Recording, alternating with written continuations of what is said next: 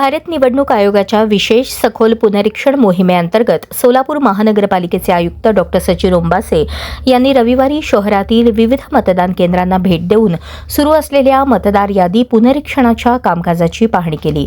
Employment चौक येथील डॉ. Babasaheb Ambedkar memorial school, Bharati Vidyapeeth, बाल विकास मंदिर, national Urdu school, social school तसेच अण्णासाहेब पाटील महाविद्यालय, कॅम्प प्रशाला आदी केंद्रांना त्यांनी भेट दिली. यावेळी आयुक्तांनी बूथ लेव्हल अधिकारी यांच्याकडून मतदार नोंदणी, नाव दुरुस्ती, पत्ता बदल आदी प्रक्रियेचा आढावा घेतला. नागरिकांसाठी मतदार याद्या उपलब्ध आहेत का, आवश्यक अर्ज व कागदपत्रांची पूर्तता सुरळीतपणे होत आहे का आणि मतदारांना कोणतीही अडचण येत नाही ना, याची त्यांनी प्रत्यक्ष खात्री केली.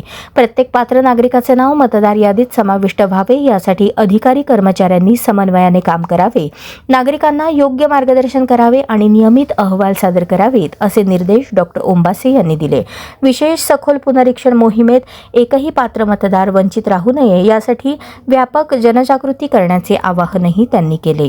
सोलापूर महानगरपालिकेच्या क्षेत्रामध्ये आपला जो स्पेशल इंटेन्सिव्ह रिव्हिजन भारत निवडणूक आयोगाच्या निर्देशानुसार याची साधारणतः 1-2 महिन्यापासून जी विशेष प्रक्रिया चालू आहे. त्यामध्ये नागरिकांना अर्ज वाटप करण्यात आले आणि त्यानंतर त्यांच्याकडून भरून घेऊन ती माहिती आमच्या ज्या BLOच्या मार्फत जमा झाली. त्यानंतर आज आपण 2 ऑगस्ट रोजी विशेष वार्डसभा आणि आमच्या जे झोन आहेत त्या कार्यालयामध्ये ज्या काही याद्या प्रस्तावित केलेल्या आहेत ते ॲबसेंट असलेले मतदार, ज्यांचं मायग्रेशन झालेलं असे शिफ्टेड मतदार आणि डेड असे 3 कॅटेगरी महत्त्वाच्या ज्या कॅटेगरी आहेत त्यांचं आम्ही वाचन करत आहे. त्याचबरोबर काही नागरिकांचे अर्ज अजून प्राप्त आम्हाला जे त्यांना वाटप केल्यानंतर पुन्हा जे त्यांनी माहिती भरून प्राप्त झाली नाही अशा काही मतदारांची नावाची आम्ही यादी सर्व मतदान केंद्रावर जो 810 मतदान केंद्र जे विधानसभेला होती त्या सर्व शाळा आम्ही सुरू ठेवलेल्या आहेत आणि त्या ठिकाणी BLO आणि त्यांचे जे सहाय्यक कर्मचारी आम्ही दिले होते ते सर्व त्या ठिकाणी उपस्थित आहेत.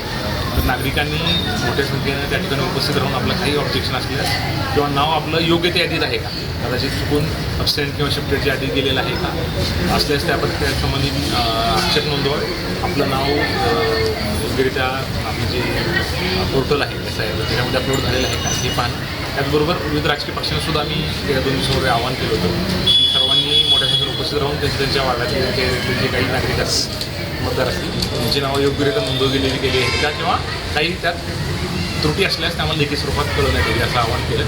आज सर्व सेंटरमध्ये सर्व आमचे BLO उपस्थित आहेत. त्या ठिकाणी जे आज काही मतदार यादीचं वाचन झालं त्याचं ते वाचन करणार आहेत, लेखी स्वरूपाचं लेखी वृत्तांत बनवणार आहेत आणि त्याची कॉपी जी आहे ते त्या सर्व जे बूथस्तरीय जे मतदान केंद्र प्रतिनिधी असतात त्याचे राजकीय पक्ष त्यांना कॉपी पण देणार आहेत आणि त्याचं एक वृत्तांत बनवून आयोगाला ते आम्ही सादर करणार आहोत. त्याच्यामध्ये राहिलेले अजून एक साधारणतः आमच्या BLOकडे आणून द्यावेत जे ते आम्हाला ते ऑनलाईन करून अपलोड करता येतील.